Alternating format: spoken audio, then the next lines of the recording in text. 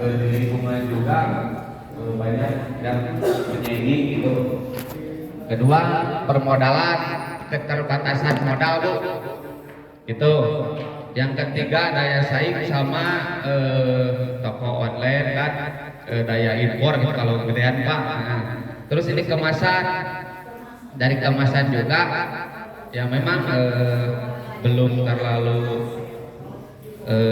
reputasinya belum terlalu itu gitu Pak. Jadi kan kami memang sebelumnya permasalahan logo belum punya, kan itu harus dari sesuai dinas kan gitu Pak. Terus ini pelatihan memang SDM-nya kurang untuk menciptakan suatu makanan. Itu biasanya kan ada dari orang-orang gigi lah yang datang, ini kan baik gitu Kak. Terus itu, nah ini hasil uji lab juga.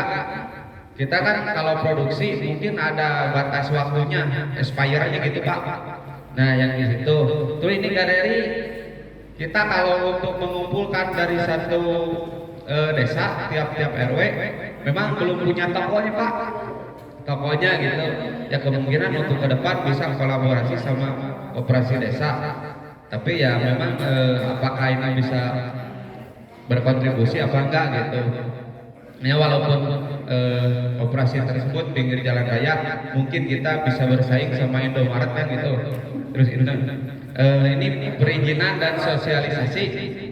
Untuk perizinan kadang-kadang nggak semua pelaku UMKM punya izin dari DPS-nya gitu Pak. Maksudnya ini.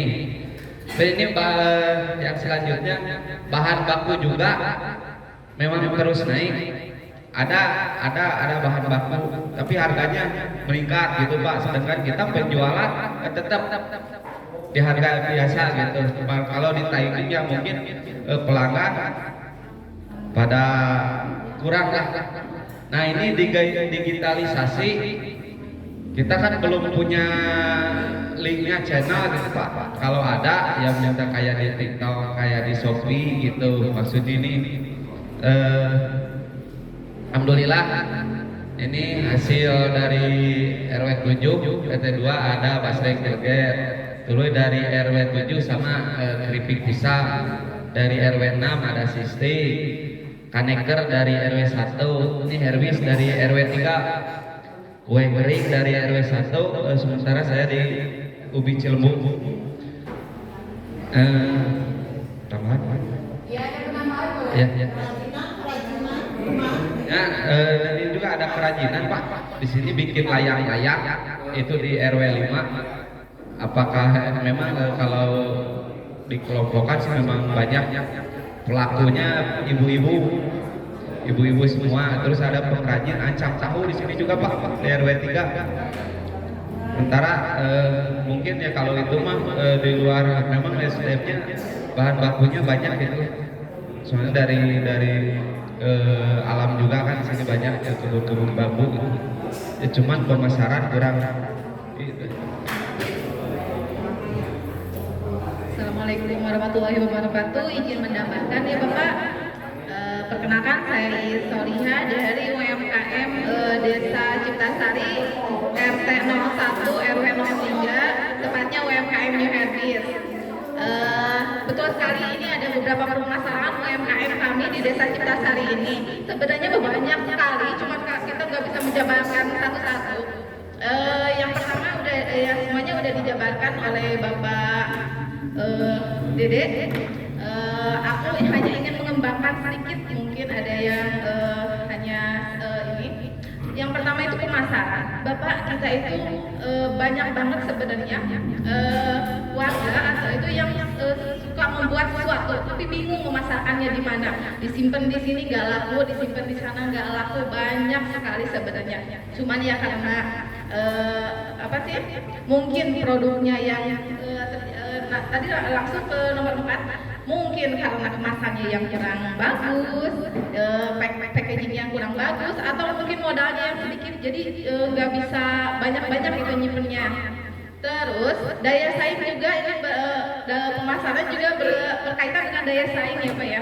Daya saing tuh banyak banget yang bikin sesuatu yang hampir sama, jadi bingung jualnya. Jadi kebanyakan UMKM itu mentok daya saingnya yang ketat, apalagi kita masuk online itu udah cepat di bahasa nama kalau bahasa Sundanya bahasa Indonesia pamurah-murah kayaknya kalau di online mah daya saingnya cukup ketat.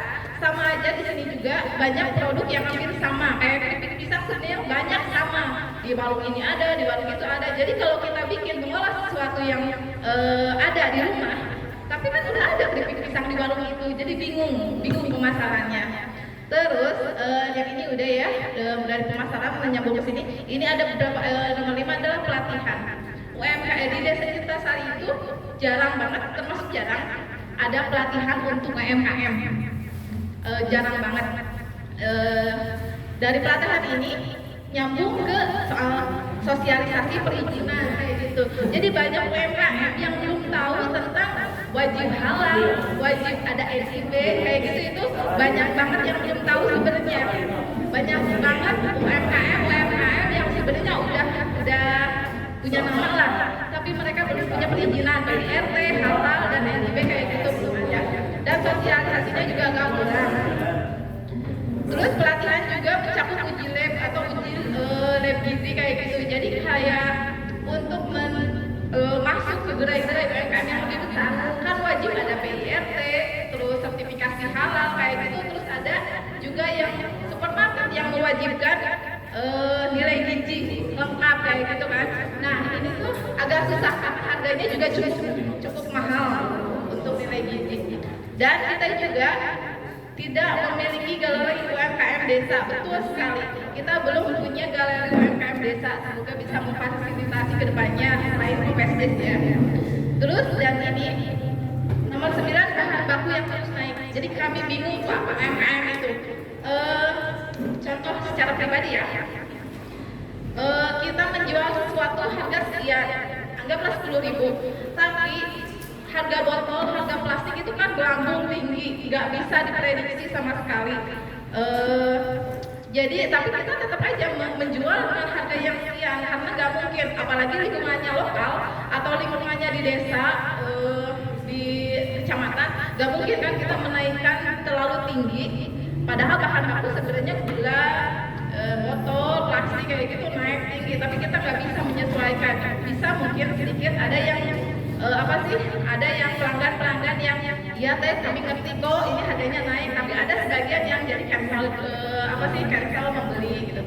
Dan digitalisasi, banyak UMKM di Desa Ciptasari ini yang belum digitalisasi, maksudnya belum juga online-kan produknya. Bisa juga di Facebook, bisa juga di Instagram, bisa juga di TikTok. Terus digitalisasi itu bisa juga lewat GrabFood dan ShopeeFood, itu belum banyak UMKM kami yang masuk ke sana. Terima kasih. Sebenarnya masih banyak UMKM Desa Ciptasari yang juga dijabarkan di sini dan juga masuk ke sini. Termasuk ada wayang yang Siana, terus tambang dari RW 02. Tambang dari sampah juga Pak, kami juga ada dari RW 02 ya. Terus ada rarancang dari RW 05, rarancang layangan. Oke. Ancak tahu ada, RW 10 ada. Sebenarnya banyak banget UMKM dan mereka juga ancak tahu juga kayaknya belum terdigitalisasi Pak. Oke, terima kasih.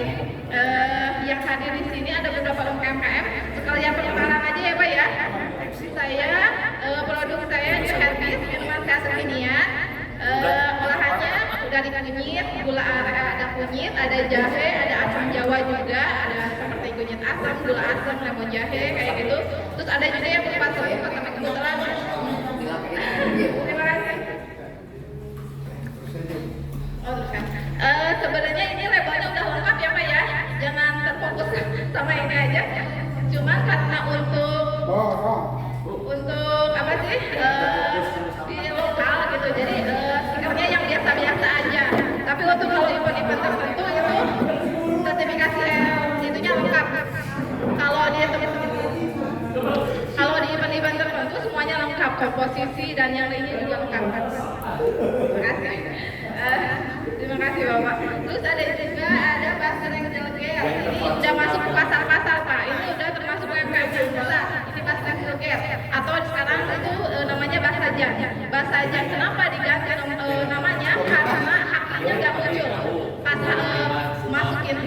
betul. Jadi diganti brandnya jadi Basaja. Ada juga sistem Cerapros. Sebenarnya ada rumah sistikers ya, tapi diganti karena sama nama hakinya udah dipakai sama orang lain, jadi diganti sama Cerapros yang ini. Terus ada juga Connector TND, ini produk dari PKK Desa Ciptasari Kecamatan Pamulihan. Ada juga kue kering daun kelor RW 01, ini juga salah satu produk dari PKK juga. Dan ini ada ubi cilembu yang dari RW 09 yang emang sudah bestseller banget, semua orang udah pada tahu ya. Ubi cilembu di mana-mana pasti ada. Ada juga rancang dari RW 9 dan ada juga produk-produk lain. Terima kasih, mohon maaf atas semua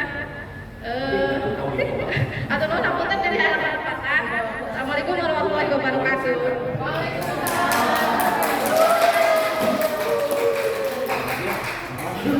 Luar biasa sekali ya, Bapak Ibu, kalau udah berani menyampaikan masalahnya itu adalah salah satu titik awal untuk masalah itu selesai.